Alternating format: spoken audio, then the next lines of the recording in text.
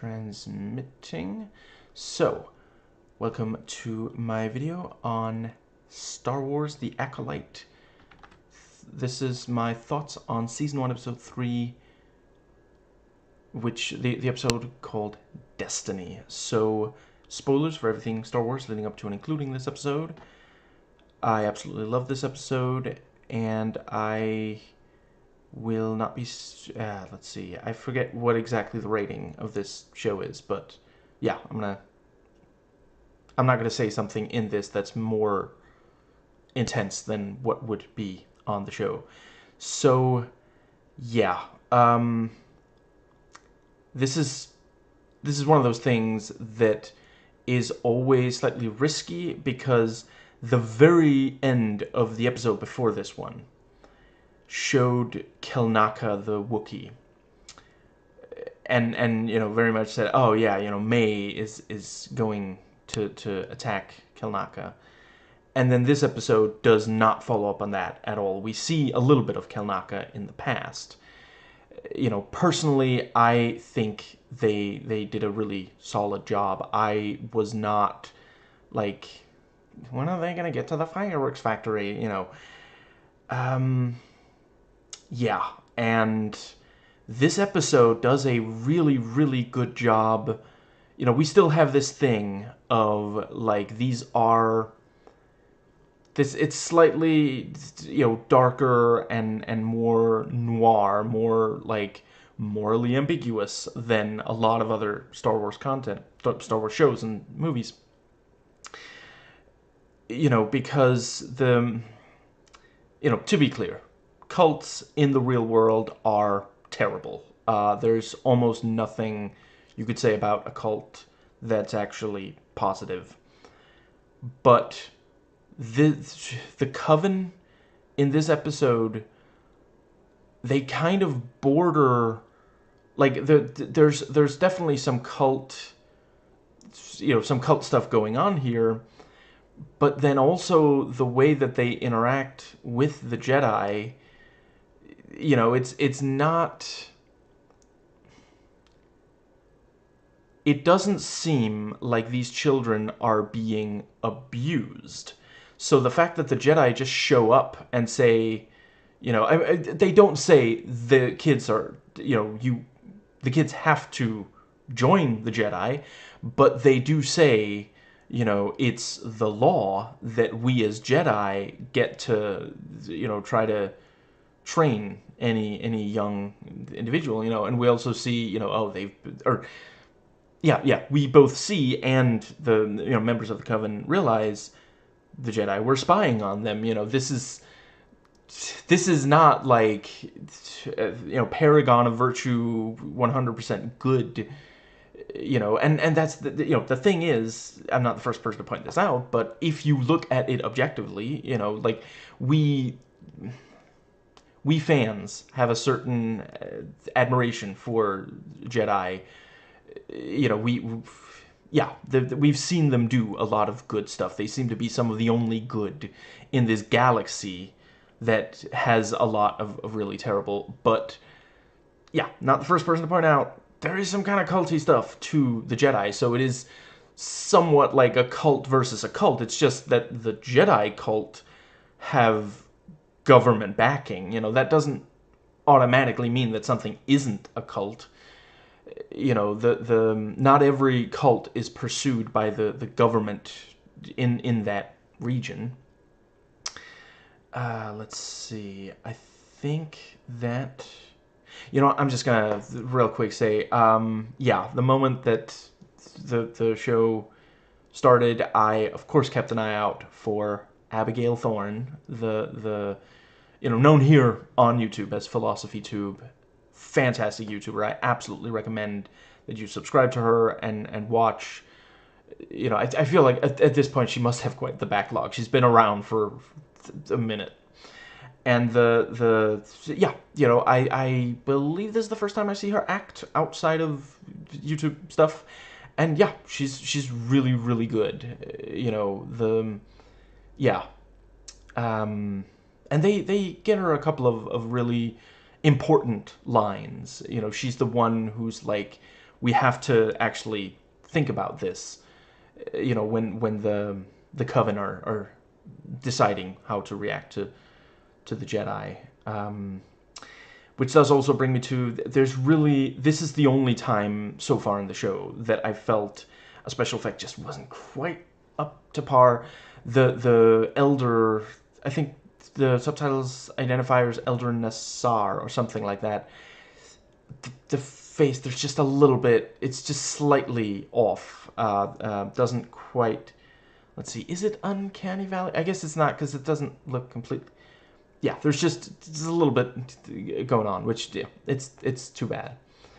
But it's, the rest of the effects are great. And I felt like they did a really great job making the compound feel like a lived in, an actual place that people would be. Which is also, that's something I was a little worried that the cult stuff,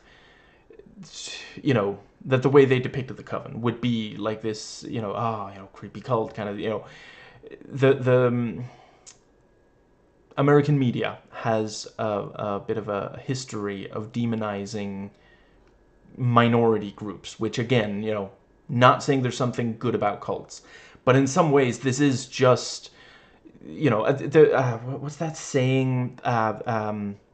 Cult. The difference between a cult and a religion is how many members there are, kind of thing. They are essentially a religious minority, and there's this thing about, we were worried about going extinct. Like, it's really, really difficult to not, it's not, that's not the situation for the Jedi at this point. We know, who've watched other Star Wars stuff, know that later the Jedi will be nearly extinct. But at this point, they're this dominating force coming in saying this is legal, which is not the same as this is ethical, and they also point out, but we're outside of the sovereignty, something like that, but yeah. It's this thing of, like, the only hope this Coven has of surviving are May and Osha, and then the Jedi come, and say, if they pass the test, they're out of here. That's, yeah. Let's see. But yeah, I love the line, and I think that was also in the trailer. This is about power and who gets to wield it. And that's very accurate, and I really, I hope they're going to keep this up, because Disney Plus shows have a little bit, I'm not sure we've seen it that much with the Star Wars shows, but it's definitely been a thing with the MCU shows.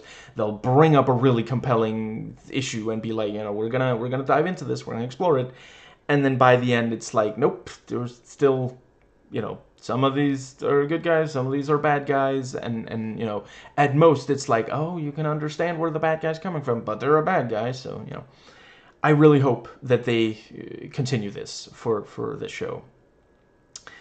And let's see. Yes, yeah. The Jedi, the Jedi are this dominating force. They're essentially like a police force or something, and they're coming in and they're saying, we don't like how you're raising your children. We're gonna take them, and yeah, it's like yeah. So that was great.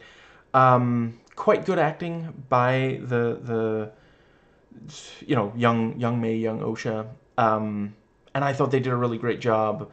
Like, right from the start of the episode, you can tell, okay, May is the more intense one. They both have some, force power. They have some telekinesis going on. But May is the one that gets a little bit more like, like Osha's like, oh, I don't want this little animal to fly away. I want to keep a little. But what May does seems to actually be, like, harmful, So, let's see. Yeah, I thought they did a great job with the sibling relationship there. Yeah, there are. That that it is part of growing up, this thing of, do I want what my family wants or do I want something else? That's not only a cult thing. And let's see, and again, something that really seems to suggest that the Coven aren't quite a cult. They do actually, they were going to let Osha leave. It's seemingly because of May. I have to wonder if there's something we're not quite being told, because would May, I guess maybe because of the indoctrination from the still as yet unidentified, but the guy who ignited his lightsaber. I want to say it was the end of, it must have been the episode 1, at the end of episode 1. He must have indoctrinated May, because like the way May is, like her hatred of the Jedi, I don't really see how, it doesn't seem to me like that would be just from what we saw the Jedi do in this episode, unless, like, I mean, maybe there's going to be a later episode that's going to reveal, the Jedi came in and they were like, this place is, this is on fire, we have to stop.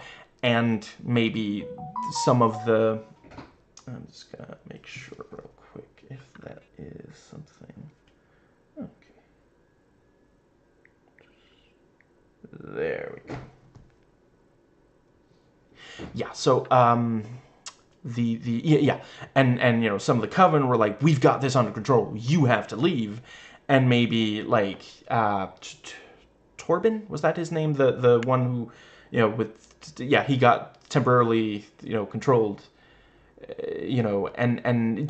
maybe he makes a rash decision, someone in the Coven gets hurt or even killed, there's a battle, and the Jedi, they would probably say, we're defending ourselves, and maybe that's even somewhat true. But I feel like there's, the fact that we just see this pile of bodies without seeing, and that's also like, how could May kill all of them? And just like that, because they weren't like burnt, and it's not like Star Wars doesn't show major characters burnt to death. That's how. Can't believe I'm blanking on their names, but Luke's aunt and uncle. We saw their scorched bodies. Yeah, let's see. Yeah, I thought they did a really great job over the course of the episode, just gradually escalate. Because like early on, May is like, don't leave me hanging, and I was just like, I'm terrified that you're gonna say I was too slow, okay? But yeah, May is like, no, let's do that, let's repeat the mantra, and once and then let's see, Osha grabs the fruit that was floating, and May's like, pay attention, and nudges her, and Osha like pushes her, very, very like sibling rivalry stuff, And one thing I thought they did, overall, I thought they did a really great job on the Ascension. There was enough to make it feel creepy for Osha and anyone in the audience who were like, I don't know about this, but it also isn't so like creepy that we're like, how is May going along with it? Like the way that, some of the Clone War stuff with the Night Sisters was like, okay, this is clearly like evil. We're not supposed to think that there's any moral ambiguity. Excellent show. I'm not dissing it. And some great character stuff with the Night Sisters. Anyway, the I can't believe I'm blanking on his name, but yeah, the replacement for Darth Maul, and that whole thing, fantastic stuff. And Darth Maul himself, obviously, returning, though. Yeah, him returning, even though it really seemed like he was dead. Anyway, yes. Yes, the one thing with the Ascension, I felt like, I don't think that the witch cackle worked. I thought that was pushing it a little bit too far, and I wonder if that was like a studio note or something, like someone watched the sequence as it was, and they were like, you got to add something, and they ended up settling for this witch cackle. Also, in part, the moment that I heard the cackle, I thought, oh, we're gonna see one of the witches, but and we don't. You know, it's just, you know, it almost feels like, I want to say the word is non-diegetic, like it's there for the audience's benefit, but it wasn't really. Yeah, I felt like that pushed it. You know, yeah. But other than that, really love the sequence. Yeah, I quite appreciate, you know, so yeah, the Jedi arrive, and the you know, what was it, Tanaka the Wookiee, you know, he's like sniffing. Oh, there's definitely kids here, which, you know, again, just slightly creepy. You know, just the you know, they're showing up saying, you know, there's powerful kids here. We call dibs. I don't know what you want. You know, take it up with the Republic. And let's see. Yeah, I really appreciated this thing of like, yeah, Osha wants to be a Jedi, you know. And you also, right, at the start of the episode, you have this thing of, you know, she keeps running away and going out, and, you know, May's like, it's, you know, that tree is dangerous, and she's like, only if we eat the fruit, you know. It's this thing of like, yeah, as the mother, what was her name? Anisea, I think, was the the Coven's leader, Mother Anisea. You know, she points out, you know, they're testing boundaries. That's what kids do at this age. You know, because like Osha is aware that there is some danger here, and she's going close to it, but she's not doing it. You know, it would have been a completely different thing if May had to run up and like rip some fruit from the tree out of her mouth or something, you know, but no, she, yeah. Let's see. And the, I think that was about what I had. Let's see. Yeah, and the test sequence. I appreciate that the, you know, the Jedi are not like, you are wrong, that is an incorrect answer, get out, you know, but they're just like, correct, you know. Let's see. And yeah, and I do think it's interesting also, like, we already know that the Jedi thing did not work out for Osha. You know, there's maybe a little bit of a DJ don't join thing. No. Yeah, you know, she, and again, that is part of growing up. You know, you think you want one thing, and then you realize, oh, maybe that wasn't actually the thing. Yeah, the part where May sets fire, like, holy crap, that was, yeah. And you know, it's not that every single 11-year-old is gonna start a fire, but yeah, some, you know, yeah, basically May does, yeah, you know, it's, what is it, you know, she would rather see Osha dead than lose her, you know. And that might be right, and that's also where we see, you know, even back then she knew some tech stuff, because she you know, the unscrews the thing and opens and gets a door to open to escape. Let's see. And yeah, I thought they did a good job, you know, making it, like, I can appreciate why Osha thought May was dead and why May thought Osha was dead. You know, it really did look like, it's maybe slightly silly, this thing of, you know, they're on separate parts of the bridge, and they keep, you know, and also, you know, one of them's like, what have you done? The other's like, what have you done? And the other's like, what have you done? I'm sorry, I feel like we're not getting anywhere in this discussion. But no, I felt overall it worked, because, like, before May falls, like, from a certain point of view, yeah, it really looked like Osha was, and Osha does end up falling, but Soul catches her, and I'm pretty sure May hadn't seen that Soul was there. He got there just after, which is also why Soul wasn't able to save her. He would have liked to, you know. Let's see. Yeah, and also another thing that makes me think we have not yet seen everything. and I hope that there's going to be an upcoming episode that reveals a little more. Torben specifically said to May, you know, there's something about, like, I'm sorry for what we did, or something like that, which, like, he, and he's willing to you know, drink the poison because they went to the coven. Like, I've criticized some of the Jedi stuff, but, like, that's still quite the leap from you know, like, I would not think that anything we see the Jedi do in the four Jedi do in this episode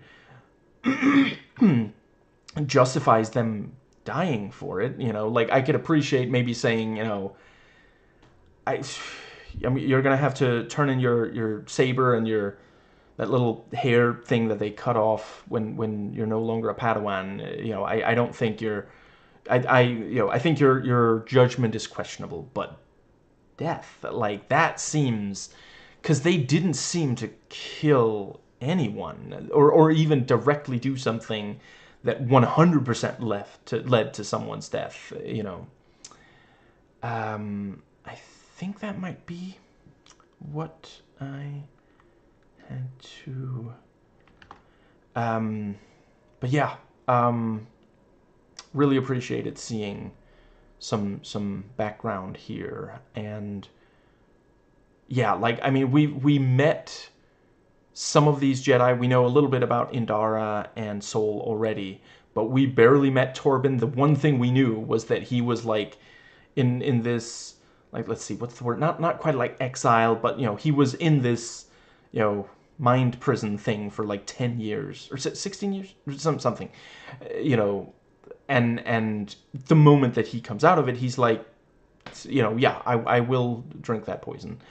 And let's see, yeah, we don't really know anything about Kelnaka yet, but yeah, you know, beyond that, the Jedi do kind of feel like interlopers here. You know, the first time we see one of them in this episode, I believe, is when Sol, we see that, oh, he was watching them, and that's, like, there's not that many situations where a grown man watching two teenage girls without their knowledge is not at least a little bit creepy. Like, just, yeah, you know, yeah, and yeah, they come in and you know, they interrupt the ceremony, which, like, you know, I'm not a religious person myself, but that's you'll want to try to avoid doing that. You know, religious ceremonies are extremely important to religious people. And again, like, if they're already watching them, what, you can't see that they're doing a ceremony? You can't wait for them to finish? And the answer is, if they wait for them to finish, they're not going to get any Jedi Padawan out of this, you know, because if Osha goes through the Ascension, they can't train her as a Jedi. She's going to be of the Coven for life, basically, you know. So, yeah, I really appreciate it. I've always gravitated towards stories that try to add a little bit of gray to stories of black and white. Let's see. Right, I appreciate, I forget if I mentioned this, but the fact that Osha and May have this, you know, hair that is, you know, African, or is it's one of those, you know, it's not like stereotypical white people hair. And, you know, there's a lot of American media and American culture in general, also, like, schools and stuff, that shame black people for having their hair the way it you know, feels right for them to. They're, you know, and if there's a lot of you know, African Americans who've been told, or people of color who've been told, oh, you're a distraction, you know, for them to wear their hair the way that feels right for them. And then meanwhile, you know, if a white celebrity does a similar, you know, like, a white celebrity does dreadlocks or something, you know, people are like, oh, it's so daring, that's, oh, wow, you know, when in reality that's cultural appropriation. but yeah, I appreciate that with Ocean May and also the Coven leader. I do hope this is not the last we've seen of Abigail Thorne on the show, but I guess barring another flashback, it might be. Um, right, I just briefly wanted to talk about. So it's not quite clear if in reality, Abigail is a trans woman. It wasn't quite clear if the character is cis or trans, and there's nothing wrong with a trans woman playing a cis character, but I do think I'm really glad we're seeing more in inclusion and diversity in Star Wars more recently. I think more trans representation, arguably Omega of the Bad Batch is trans, that's because technically the genetic host was male and all the other clones are male, and there's just a few. I guess, do we meet more than two? I'm not entirely sure if any of the other ones were, but at least two clones who are female instead of male. And whether that's like literally transgender characters, or if it is like a metaphor, allegory, or something. But yeah, I think it would make so much sense to actually have a trans character played by a trans actor in a Star Wars thing. But obviously, it's also, even the fact that they did cast a trans actress is great. Because that's also, like, we have trans people in real life. It's so ridiculous when you have people saying, oh, you can't have trans people in Star Wars. Why not? We have them in real life. There's so much other stuff in Star Wars that you just accept without question that isn't in real life. Trans representation matters. It can help trans members of the audience feel seen. It can just, yeah, convey to people, trans people exist, and that's fine. Like, I remember, the 90s and early 2000s, a lot of the time trans people didn't even appear or were referenced at all, and then when they were there would usually be at least one extremely transphobic joke in that movie or TV show episode or the like. And yeah, it's great to see much more positive representation. I was never like unbelievably transphobic, but when I was younger, I did not fully understand, and yeah, I media is not the only place where we better ourselves for stuff like that, but it is an important part of it. There's a lot of people who, I mean, at the end of the day, our perception of the world is shaped by media, and in general what we have access to. If you never see trans people, or you only see bad negative depictions of trans people, yeah, like I'd like to I don't think that I ever thought that it was wrong to be trans, but I do know that before I was more educated on it, I did think that trans identity is inherently like this tragic thing. Like, they'll never be happy because of that. I'm going on for forever. I'm just gonna just briefly there's that study, which, if you look up the details, completely ridiculous, but there was that study that claimed, trans people aren't actually made happy by trans affirmative healthcare, which of course would make people think, oh well, then we shouldn't bother. Yeah, so I did once believe that, because nobody had told me that wasn't true. I learned that on YouTube, here on YouTube. And yeah, it's stuff like that. Now I can appreciate, yes, some trans people, are sad, and certainly there's a lot of discrimination against them, which we're more likely to fight if we appreciate that they don't have to be tragic. And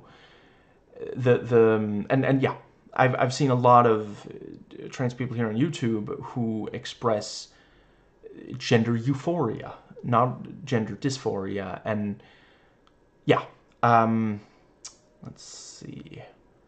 I think that was everything that I had for this episode. Yeah. As I mentioned at the start of this episode, when this aired, we had waited a week to see, what's going to happen with Mei and Kalnaka, and then this episode does not show that at all. So I admire the risk, and I think it paid off. I'm really looking forward to more of the show, and greatly appreciate getting some answers here, because we knew that there was something about Mei and Ocean when they were younger. We've had references to, Brendock 16 years ago, and now to actually see at least some of what happened was really great. Really helps. Yeah. I hope you enjoyed the episode as well. Let me know what you thought, and yeah, catch you in about a week with episode 4.